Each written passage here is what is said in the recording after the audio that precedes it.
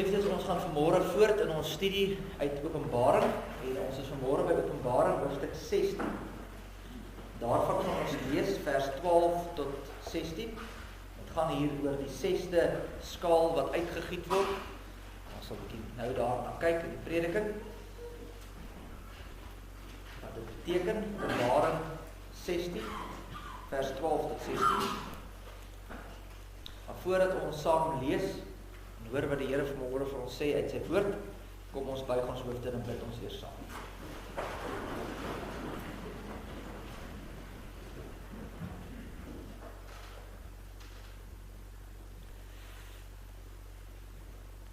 Here, dit is voor U wat is en wat was en wat kom, die Almagtige, wat ons as gelowiges, as U gemeente, as U kinders, vanmôre hier stil word.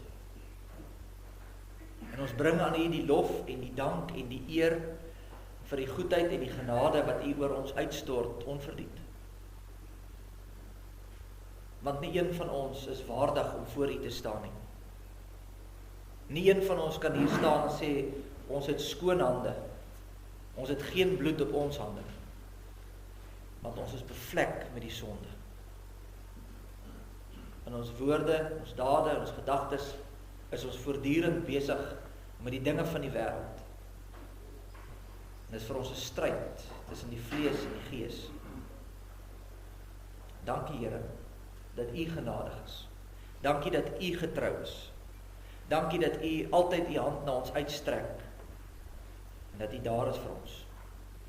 U is die een wat ons harte verander. U is die een wat ons hier by mekaar bring. En ons dankie vir die voorreg wat ons dan het om hier te kan sit in die kerk, deel te kan wees van hierdie gemeente, en hierdie gemeenskap, om hier by mekaar te kom week na week sonder die vrees van vervolging. 'n Voorreg wat baie ander mense nie het, en hier saam te kan luister na die woord. En wanneer ons hier by mekaar is ons gebed, dat U ons ook sal versterk in die geloof, dat U deur die werking van die Gees ons hart en ons verstand sal verlig, sodat ons ook sal verstaan, en dat ons dit wat ons hoor sal gaan leef daar buite. Ons wil ook hier vanmôre vir mekaar bid. Daar is soveel seer in hierdie wêreld waarin ons leef. Daar is ook seer in ons eie gesinne, ons eie lewens. Ons bid vir die wat deur swaar tye gaan. U ken ons op die naam, U weet wat in ons harte leef. Here, gee tog beterskap en bemoedig ons, sodat ons sal volhard in die goeie stryd. Here, ons bid in besonder vir klein Zara, wat steeds in die hospitaal is. Ons bid en vra dat U vir haar sal ontvou met U liefde, en vir hulle as gesin ook, gee vir hulle ook die krag. Here, as dit U wil is, gee beterskap. Maar ons laat dit ook in U hande, want ons weet, alles het 'n doel, en daar is 'n rede vir alles wat gebeur. Here, maar sterk ook daai gesin besonder. Wanneer ons dan vanmôre hier by mekaar is dit omdat ons met verwagting gekom het om die woord te hoor. Ons bid en vra dat U dan ook vir ons nou hierdie swakke dienskneg sal bedek, en dat U tot elkeen van ons harte sal spreek. Ons bid dit in die naam van ons Here Jesus Christus alleen. Amen.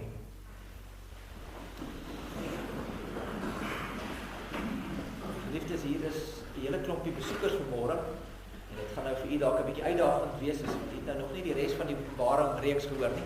So U val nou hier op 'n moeilike deel in. Ek gaan net weer so vinnig net dalk vir U verduidelik wat hier die gang is. In Openbaring is daar 'n klomp sewes. Jy sal dit nou al agtergekom het, die van die wat nou die reeks saamwerk. Jy weet, 7 is 'n baie belangrike getal, maar daar's veral 3 groot sewes wat ons nou so kan uitdruk. Die 7 seels wat oopgebreek word, die 7 basyne of die 7 trompette wat blaas, en dan die 7 skale of die 7 bakke wat uitgegooi word. Nou, dit is dieselfde ding wat beskryf word. Dit gaan alles oor die eindtyd, maar dit vat dit elke keer uit 'n ander hoek uit. En as jy begin by die 7 seels, dan sien jy 'n kwart van die aarde word geraak in die visioene. As jy by die basyne kom of die trompette, dan is dit 'n derde van die aarde wat geraak word. En as jy hier by die skale kom waar ons nou is, dan sien jy dit is die hele aarde word geraak. So jy kan sien dit verduidelik dieselfde eindtyd, maar daar's tog 'n beweging, dit raak erger. En hier waar ons nou is waar die skale of die bakke uitgegiet word, is maar simbolies van 'n bak of 'n skaal wat oor die aarde uitgegooi word, die oordeel van God kom nou oor die wêreld. En dit wil vir ons vertel, hoe gaan dit wees in die eindtyd? Nou die rede hoekom ons juist hierdie stukkie, ek het vir laasweek ook gesê, ek wil graag vers 12 tot 16 apart hanteer, want daar's 'n klomp YouTube predikers wat vir jou 'n klomp dinge sal leer oor Armageddon, die groot slag van Armageddon. Dis 'n gonswoord deesdae, en jy sal nou sien, dis nou hierdie gedeeltjie. En baie mense wonder oor, maar wat is dit? En wanneer gaan dit wees? En hoe gaan dit wees? En daarom wil ek graag net by die 6de skaal vanmôre stil staan. Ek lees vir ons dan hier uit Openbaring 16 vanaf vers 12. En die 6de engel het sy skaal uitgegooi op die groot rivier, die Efraat, en sy water het opgedroog, sodat die pad van die konings wat van die ooste afkom, reggemaak kon word. En ek het uit die bek van die draak en uit die bek van die dier en uit die mond van die valse profeet 3 onreine geeste soos paddas sien kom. Want dit is geeste van duiwels wat tekens doen, wat uitgaan na die konings van die aarde en die hele wêreld om hulle te versamel vir die oorlog van daardie groot dag van die almagtige God. Kyk, ek kom soos 'n dief. Salig is hy wat waak en sy klere bewaar, sodat hy nie miskien naak rondloop en hulle sy skaamte sien nie. En hulle het hulle versamel op die plek wat in Hebreëus genoem word Armageddon. Tot sover uit die woord van die Here. Salig is ons as die woord van die Here hoor en dit ook in ons harte bewaar. Geliefdes, ons het nou die afgelope paar maande in die nuus gesien en met groot kommer gekyk na wat in die wêreld aan die gang is met die oorlog daar in die Midde-Ooste. En ons het nou gedink, dit is uiteindelik verby, en toe nou, laasweek, toe gryp hulle mekaar nou weer, en nou is dit weer bote wat gebom word, en missiele wat afgevuur word, en groot bekleierery tussen Amerika en Iran, in die straat van Hormuz, weet nigter alleen of hy nou oop of toe is, en of ons nou gaan uitvoer of nie, en of die dieselprys nou gaan styg of nie, weet ons nie. Almal wag nou, en dit is eintlik vir ons 'n groot frustrasie, want wanneer gebeur die ding nou, kry dit nou net klaar. Maar vir 'n hele klomp mense in die wêreld, sit hulle nou met sulke meerkat oortjies en luister en kyk, want dit is nou 'n groot ding hierdie, want hulle is oortuig dat hierdie is die begin van die einde. En hulle sal dit ook sê, hulle sê, dis die begin van die stryd van Armageddon. En hulle koppel hierdie gebeurtenisse wat ons nou sien, direk aan Openbaring 16. Ag nie net in Openbaring nie, 16 nie, die hele Openbaring. En as jy nou na hierdie YouTube predikers gaan luister, en baie van julle het seker dit ook al boodskappe gekry, ek het dit op WhatsApp, het ook 'n paar mense vir my al die goed aangestuur en gesê, kyk, hier's dit nou. Dan sien jy hoe hulle beelde vat wat uit Openbaring uitkom, soos jy nou gehoor het, dis beeldryk hierdie visioene, en dan probeer hulle dit koppel aan goed wat nou gebeur. Dan sê hulle, sien jy, die Efraatrivier is eintlik dit, en die konings uit die ooste is hierdie en hierdie en hierdie, en so probeer hulle die goed wat nou gebeur koppel aan dit wat in Openbaring staan, om vir jou te sê, die slag van Armageddon is naby. En wil ek vir dadelik sê, dis nie goeie skrif uitleg nie. Dink net gou vir 'n oomblik. Hoekom is Openbaring gegee? Die boek Openbaring is gegee vir die kerk van alle eeue. Dit is nie geskryf net vir die paar mense wat gaan leef in die eindtyd nie. Die hele kerk, van wat Christus opgevaar het na die hemel, totdat hy weer terugkom, moet getroos word deur hierdie gebeure. So dit kan nie net wees vir hierdie mense wat daar bly nie, dis vir almal. So die oomblik as ons dit vir mekaar sê, as ons wil verstaan wat hier aangaan, dan moet ons eintlik gaan vra, wat het hierdie woorde beteken vir die eerste hoorders? Wat het die mense wat daar by Johannes was, rondom hom geleef het, toe hulle die eerste keer die woord Armageddon hoor? Wat het by hulle ingegaan? Wat het hulle gedink? En dit is waarby ons moet stilstaan, want Johannes skryf nie hierdie boek vir die mense wat vandag sit in TV kyk en sien hoe Amerika en Iran mekaar bom, en kyk wanneer gaan wat nou gebeur nie. Hy skryf dit vir, in die eerste plek, vir die gelowiges wat deur die Romeinse ryk vertrap word. Mense wat sien hoe die wêreld, die kerk en die Christendom probeer dooddruk. En dis aan hulle wat hy skryf. En hy maak nie 'n padkaart om te sê, hoorie, pas op, daar gaan die groot oorlog wees, bly weg van daai deel nie. Dis nie sy doel nie. Die boek is gegee om die gelowiges te troos, En hy probeer vir hulle wys, weet jy wat, dit maak nie saak wat hierdie wêreld maak nie. Dit maak nie saak met wat se mag hulle kom nie. Die Here bly volkome in beheer. En dis ook nie die eerste keer dat die Bybel daai boodskap vir ons gee nie. Dit al lankal is dit opgeteken in Psalm 2 staan dit. Hoor wat staan in Psalm 2. Waarom woel die nasies en bedink die volke nietige dinge? Die konings van die aarde staan gereed en die vorste hou saamraad teen die Here en teen sy gesalfde. Selfde gedagte. Die volke wat optrek, hulle woel, hulle steen die Here, kom in opstand teen God. Wat doen die Here? Psalm 2 sê, en hy wat in die hemel woon, lag. Nie omdat dit nie ernstig is nie, maar omdat die uitslag alreeds klaar finaal vas is. Dit is nog nooit onseker nie. En dis dieselfde gedagte wat ons hier in Openbaring 16 kry. Die bose dink, hulle kan die wêreld versamel teen God. Die konings van hierdie wêreld dink dat hulle beheer alles en hulle gaan uiteindelik hulle rigting inslaan wat hulle wil doen wat hulle wil. Die nasies dink hulle kan maak soos hulle wil, maar in werklikheid is God besig om die wêreld te skuif. En hy is besig om volke te verskuif. Hy is besig om te maak soos wat hy wil, sodat sy raadsplan uiteindelik sal uitgevoer word. En daarom is die belangrikste vraag vanmôre as ons na die teks kyk nie, met wanneer is of waar is die slag van Armageddon nie. Watter lande gaan nou betrokke wees en hoe gaan dit werk nie. Die heel belangrikste vraag in hierdie hele gedeelte is jy gereed vir wanneer Jesus Christus terugkom? Dis die vraag. So ons kyk vanmôre 'n bietjie na die teks. Ons tema is God bly in beheer en ek wil graag aan die hand van die teks vir die 3 dinge wys. In die eerste plek, dis God wat die volke bymekaar bring. In die tweede plek sien ons Christus waarsku sy kerk om gereed te wees. En dan laastens gaan ons sien die uitslag is al lankal bepaal. Dis nie iets waaroor jy bekommerd te wees. Kom ons kyk. In die eerste plek dan God bring sy vyande bymekaar. Dis vers 12 tot 14, ek lees dit weer vir u. En die 6de engel het sy skaal uitgegooi op die groot rivier, die Efraat, en sy waters het opgedroog sodat die pad van die konings van die ooste af, wat van die ooste afkom, reggemaak word. En ek het uit die bek van die draak en uit die bek van die dier en uit die mond van die valse profeet 3 onreine geeste soos paddas sien kom. Want dit is die geeste van duiwels wat tekens doen, wat uitgaan na die konings van die aarde en die hele wêreld om hulle te versamel vir die oorlog van daardie groot dag van die almagtige God. Johannes sê, hy sien hierdie skaal word uitgegiet. Nou, dis maar net 'n simbolies, denkbeeldig. Die skaal word nou oor die aarde uitgegiet en dan gebeur daar iets. In die eerste plek sê hy sien die Efraat rivier wat opdroog. Nou die eerste hoorders sou dadelik iets kon koppel aan die Efraat. Ons vra maar, hoekom juist die Efraat rivier? Wat is so uniek aan die Efraat? Die Efraat rivier was nie sommer enige rivier in die Bybel nie. Dit was 'n rivier wat vir die Israeliete baie betekenis gehad het. Want die Efraat rivier het nog altyd gewys op oordeel. 'n Oordeel wat kom. In die jaar 722 voor Christus stuur God die Assiriërs om die noordelike dele, die 10 stamme van Israel te vernietig. En hoe kom hulle daar? Hulle kom oor die Efraat. Kom gee hulle pak slaaf, want hulle wil nie hulle oorlog maak. In die jaar 586, dan stuur God die Babiloniërs na die onderste deel, die suidryk toe, om hulle te kom pak slaaf, want hulle wil nie hulle oorlog maak. So elke keer wanneer iemand oor die Efraat kom, dan is dit oordeel wat kom.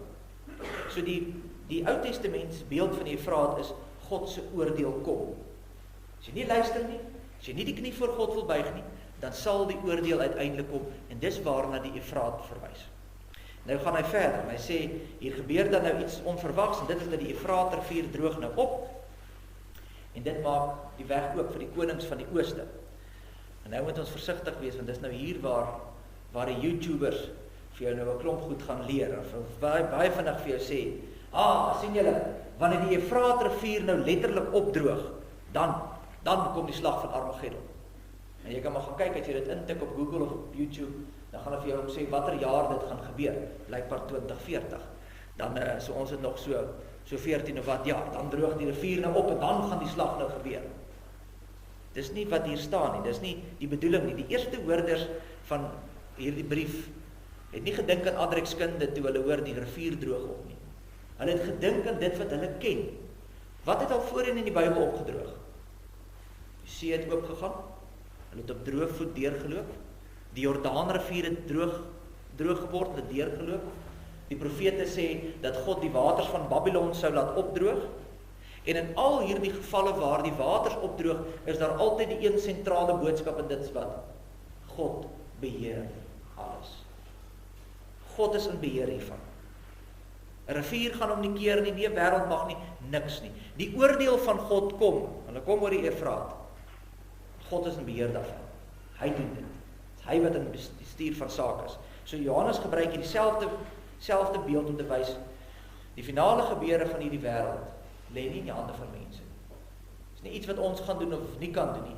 God bepaal dit, hy sal dit gee op sy tyd. So daar is nie 'n letterlike opdroog van die Eufraat nie. Dan sê Johannes nog iets by, hy sê, dit maak dan die pad oop vir die konings uit die ooste, en hier is die YouTubers weer, dan sê hulle, sien julle, dit maak sin.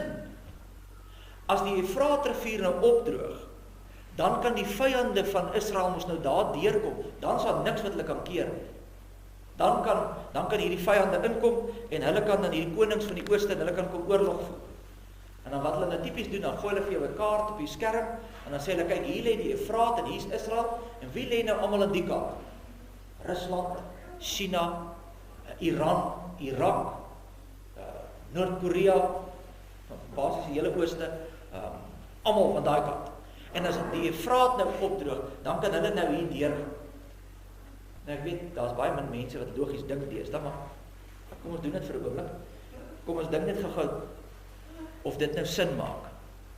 Is dit nodig vir Irak, Iran, China of Rusland of wie ook al om te wag vir die Eufraatrivier om droog te word om by Israel uit te kom? Die oorlog het vir ons, wat tans in die gang is, het vir ons gewys. Weet jy wat, Iran sit sommer in hulle huisiekies daar, en hulle bom vir Israel van daar af. Niemand hoef oor 'n rivier te loop nie. Dit is nodig vir mense om, ek meen, die Amerikaners het nog nie een voetsoldaat op Iranse grondgebied gehad nie, maar daar is 'n enorme oorlog aan die gang. Dit maak nie sin om te sê, ja, die rivier moet eers opdroog en dan kan die mense deurstap nie. Ons het massiewe vliegtuie, hulle land aan die ander kant. Dan kom met 'n massiewe boot en laai klomp mense af. Dit maak nie sin om te sê, die rivier moet fisies opdroog nie. Soos ons dadelik sien, dit moet iets anders te beteken. En die bedoeling is dood eenvoudig, dat die groot konings, die magtige, die wêreldleiers, die konings uit die ooste, die wat mag gehad het, die ouens wat dink hulle is in beheer, selfs hulle word gelei na die plek waar God hulle wil hê. Johannes sê nie hierdie konings wen nie. Hy sê ook nie hulle verras die Here nie. Inteendeel, hulle trek op na die plek waar God hulle wil hê, sodat God hulle kan oordeel. Die bedoeling is net dood eenvoudig, daar waar die goddelose is, of hulle nou in die ooste of in die weste of waar hulle ook al is, God se oordeel sal daar kom waar hy wil hê hulle moet wees, en daar sal die oordeel plaasvind. Weereens, dit is nie 'n letterlike plek nie, dit is 'n simboliese plek, net om te sê, God se oordeel sal gebeur. En dis dan wat die toneel so 'n bietjie verdraai, aan 'n ander rigting ingaan, en hy sien dan 3 onrein geeste soos paddas, wat uit die mond van die dier en die draak en die valse profeet gaan. En nou moet ons dadelik net eers vra, nou hoekom nou jy's paddas? Wat sal die rede wees vir paddas? Nou dit laat jou, ek hoop dit laat jou dink aan die plaag van Egipte. Die tweede plaag was mos paddas, en nou moet ons vra, maar hoekom het die paddas verskyn? In die tyd van Moses het God hierdie paddas laat verskyn om vir die mense te wys, hy is in beheer. Want hulle het gedink, die paddas word beheer deur die vrugbaarheidsgodin, en nou is ek nie seker of dit Heket of Heket het nie, ek weet nie hoe spreek mens nou die Egiptiese naam uit, ek dink is Heket, was die godin se naam. Dis nou as jy nou daar in Egipte gaan rondtoer, en daai prentjieskrif, dan sal jy sien, daar is 'n vrou, sy het 'n lyf van 'n vrou, maar sy het haar kop is 'n paddas se kop. Sy was die vrugbaarheidsgodin. En hulle het geglo, wanneer die paddas daar uit die Nylrivier uitkom, daar is 'n sekere tyd, en dis natuurlik nou die draai van die seisoen, dan is dit nou planttyd en alles begin nou weer groen word, dan sê hulle, die vrugbaarheidsgodin het vir ons weer die paddas gestuur, dis tyd, ons moet begin. So hulle het geglo, dat hierdie godin is die een wat hierdie goed beheer. Nou kom die Here en hy stuur vir Moses, nou is dit nie daai tyd van die jaar nie, nou sê hy, laat daar paddas wees, pak, hele wêreld vol. En ewe skielik vat hy alles weg, en dit sê vir die klomp Egiptenare, hierdie vrou, hierdie Heket, is nie in beheer nie. Sy is nie 'n regte God nie. Die ware God is die God van Israel. Hy kom wys, hy is die een wat alles beheer. En nou gebruik Johannes die beeld om te wys, weet jy wat, daar is demoniese magte. Ons ontken dit nie. Daar is demoniese magte. En dit lyk soms vir ons of hulle in beheer is, maar hulle is nie. God beheer nog steeds alles. En hy sê, het kom uit hulle bek uit die bek van die draak, en uit die bek van die dier, en uit die mond van die valse profeet. Nou onthou, dit is 'n verwysing na die Satan. Die draak is die Satan, die dier het ons nou in die vorige ronde gesien, dis die manier hoe die Satan nou werk. Hy gebruik die dier, en dit is wat groot regerings en geldmag. Die Illuminati en al hierdie goed, dis die dier. En dan die valse profeet is die valsheid in die kerk, en valse kerke. So hoe werk die Satan? Hy gebruik bose magte, geld en die kerk. En dis die goed wat hy gebruik om die wêreld te val te bring. Nou naap hy God. God is die een wat homself openbaar as die drie enige God, Vader, Seun en Heilige Gees, en hy stuur die waarheid na die wêreld toe. En wat doen die Satan? Hy naap nou sê hy die draak, die dier en die valse profeet, en hy doen wat? Hy stuur die leuns in die wêreld. Hy lieg vir die mense. Dis wat ons hier sien. Hulle gaan uit na die magtige konings toe. Om wat te doen? Om die leuns te verkondig, sodat die wêreld sal glo dat dit waar is. Hy bring die wêreld in opstand teen God. Dis die beeld wat gegee word. Nou moet jy raak sien, dit lyk dalk vir ons of die Satan besig is om die geskiedenis oor te neem. Dit lyk vir ons asof die wêreld al hoe meer onder sy beheer kom. Maar dink net gou net weer 'n bietjie logies dink. Wie die 6de skaal laat uitgiet? God. Wie laat die Efraat rivier opdroog? God. Wie bepaal wanneer hierdie dinge gebeur? God. So ja, die bose is besig, maar net tot die punt waar God hulle gee, die tou gee. Hy laat hulle toe om dit te doen, sodat sy raadsplan sal uitgevoer word. Dis nie buite beheer nie. Dis binne God se raadsplan. Dis vas soos dit altyd is. En ons het dit gesien in Psalm 2 ook.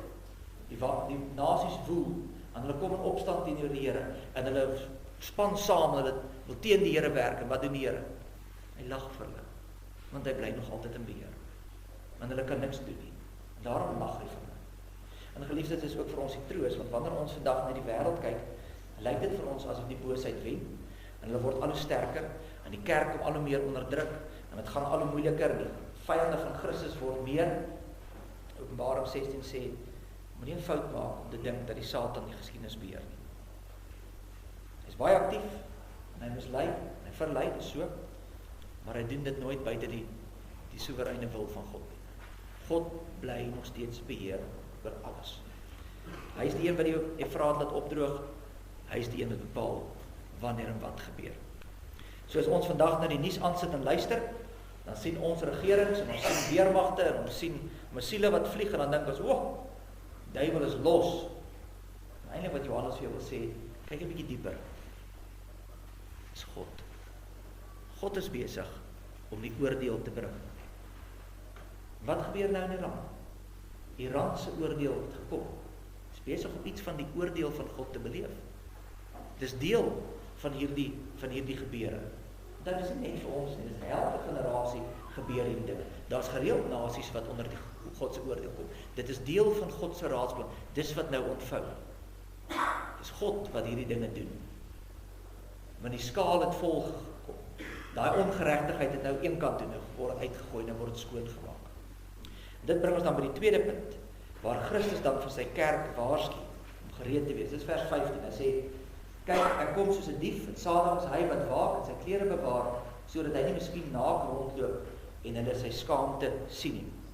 Nou as jy die eerste keer hierdie gedeelte lees, dan voel dit amper of hierdie vers nie lekker inpas nie, want hier is nou hierdie opbou. Jy weet, as die Efraat droog op, die konings kom nou aan, en die geeste gaan uit om die mense teen God op te maak, en mens verwag nou hierdie oploop na hierdie groot crescendo in die Armageddon, die dag van Armageddon, en dan kom sy in die middel, dan is dit so 'n vreemde stukkie, skielik, is dit nie Johannes wat praat nie, is ook nie die engel wat praat nie, maar die Here Jesus Christus wat self sê, kyk, ek kom soos 'n dief. Hoekom doen hy dit hier? Want hy wil vir ons sê, moenie verstrengeld raak in die dinge van die wêreld. Moenie oorweldig raak deur die gebeurtenisse rondom jou. Moenie dink, dis nou alles verby, waar gaan ons nou heen nie? Hy sê, kyk, dis al die dinge deur, span, ek kom. ek kom, soos 'n dief sê hy. Nou die belangrikste vraag dis nie waar wil hy hê ons moet fokus is, nie dat jy moet bekommerd wees oor wanneer gaan die slag wees, of waar gaan dit wees, of hoe gaan dit wees nie, maar jy moet gereed wees vir as hy kom. Want dis nou presies wat gebeur met hierdie YouTube predikers. Hulle is nou besig om vir jou te sê, hierdie rivier beteken dit, en daai ding beteken dat, en hierdie is eintlik Rusland, en daai is eintlik China, en daai is eintlik so, en hulle is al besig met hierdie berekening, hulle kyk waar gaan die groot slag wees, en gaan te kere, om die einde van die dag mis hulle die punt, en dit is jy gereed? Is jy gereed vir as Jesus vandag kom? En dis wat Jesus hier ons verwaarsku, hy sê, kyk, met ander woorde, gee nou aandag, maak op jou ore, luister, ek kom soos 'n dief, en ek weet daar's baie mense wat dink, dit beteken, daar's 'n wegraping, dis nie die bedoeling hier nie, dis nie die wegraping nie, bedoel nie, hy kom in die geheim nie, baie mense verstaan dit so, ek dink dis 'n verkeerde verstaan van die teks, want dis nie die punt nie, het gaan nie oor, die klem val nie oor hoe hy kom nie, soos 'n dief skelm nie, dit gaan oor, hy kom soos 'n dief die tyd, wanneer kom 'n dief?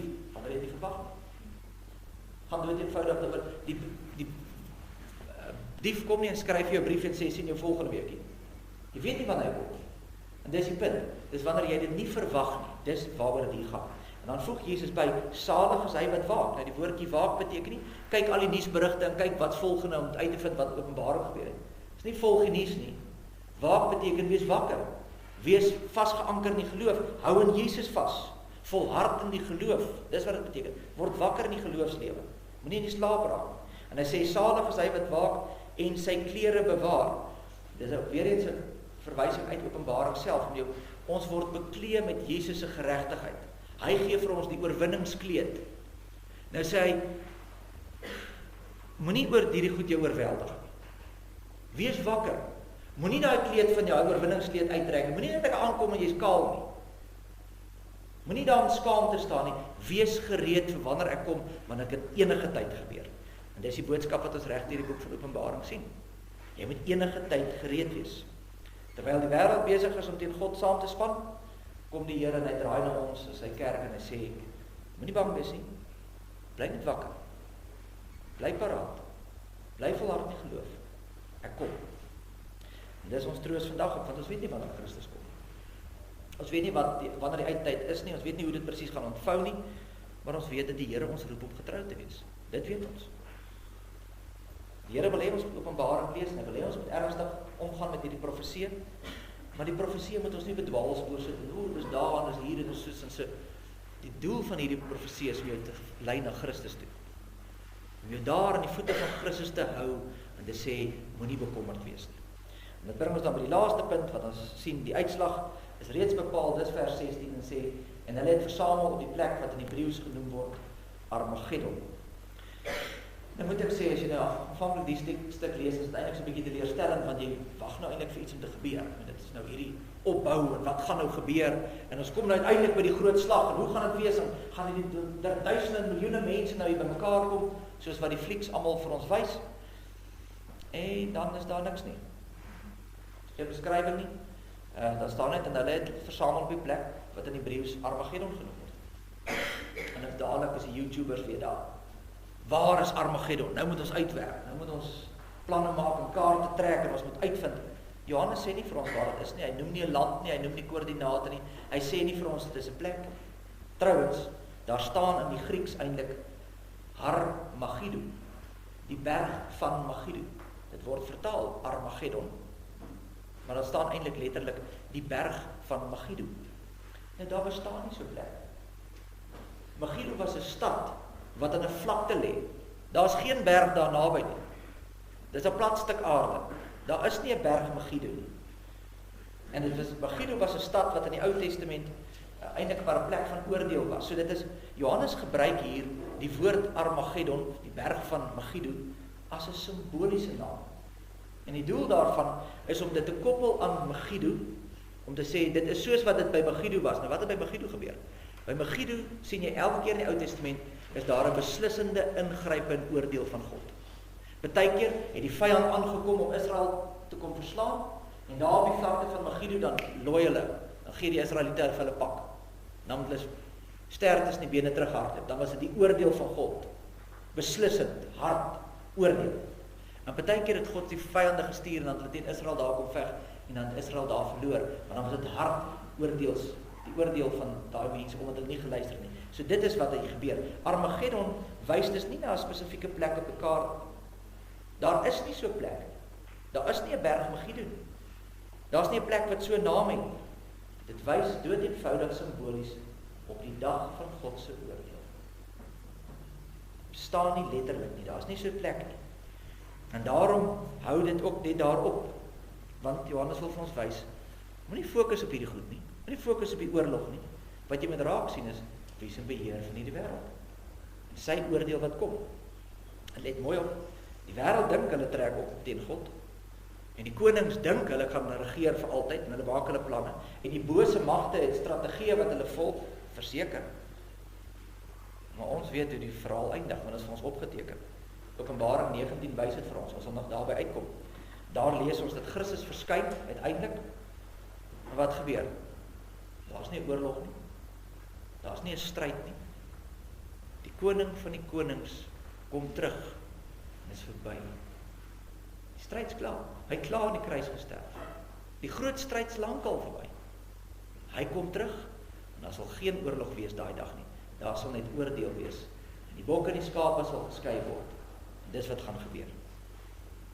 En daarom was dit nog nooit vir ons onseker oor wat gaan gebeur nie. Dis presies wat Psalm 2 ook sê.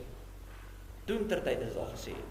Die koning sal probeer, en die wêreld sal kom, en die bose magte sal probeer om hulle dinge te doen. En God lag vir hulle. Want die stryd is al lankal verby. Ons weet presies wat gaan gebeur. Weereens is dit ons troos. Want wanneer ons na die nuus kyk, dan lyk dit vir ons of die wêreld al verder van God af beweeg. Dit lyk vir ons asof die boosheid momentum kry. En dit lyk vir ons of die kerk al kleiner word. En dit lyk asof Christus se vyande al groter word. Openbaring 16 kom sê vir jou, moenie die geskiedenis oordeel deur dit wat jy sien nie. Moenie jou oë vertrou nie. Beoordeel die geskiedenis in die hand van God se beloftes. Dis waarna jy moet kyk. Want die einde van die geskiedenis word nie deur konings geskryf nie. En nie deur presidente of generaals of deur bose magte nie. Die geskiedenis is reeds deur die Lam bepaal. Daarom hoef die kerk nie bang te wees vir môre nie. Want die koning wat vandag regeer sal môre ook regeer tot in alle ewigheid. Daarom geliefdes, wanneer die oorlog daar in die Midde-Ooste uitbreek en die missiele vlieg en die nasies mekaar gryp, vra die mense, is dit nou Armageddon, is dit nou die begin? En ons wat nou vanmôre Openbaring 16 gelees het, weet, dis nie die vraag wat ons moet vra nie. Die eintlike vraag is jy gereed? Is jy gereed vir as Jesus vandag terugkom? Want dis die vraag wat Jesus self vra. Dis die middelpunt van die teks, vers 15. Kyk, ek kom, is jy gereed? Dis die vraag. En as jy vandag aan Christus behoort, dan hoef jy nie bang te wees vir die toekoms nie. En nie omdat die wêreld veiliger gaan word, of omdat daar minder oorlog gaan wees, of omdat die kerk nie vervolg sal word nie, maar omdat jou koning reeds op die troon sit. En hy beheer die vyand. En hy beheer wat gebeur. En hy bepaal die einde van die geskiedenis. En hy beloof, ek kom. En daarom leef ons as kerk en as gelowiges anders die wêreld. Die wêreld kyk na die nuus en hulle raak paniekerig en sê, wat gaan van ons word? Ons kyk na Christus en sê, daar's hoop. Die wêreld kyk en sê, wie gaan wen, die goeies of die slegtes? Maar ons weet al lankal wie is die wenner. Ons weet wat die uitkoms gaan wees. Die lam het reeds oorwin. En as hy kom, is dit finaal en verby. En daarom hoef ons nie bang te wees vir Armageddon nie. Ons sien uit na die dag wanneer ons koning kom. Sien uit na hom. En laat ons dan doen wat Christus self vir ons sê om te doen. Waak en volhard en hou hom vas. Want hy kom. Amen.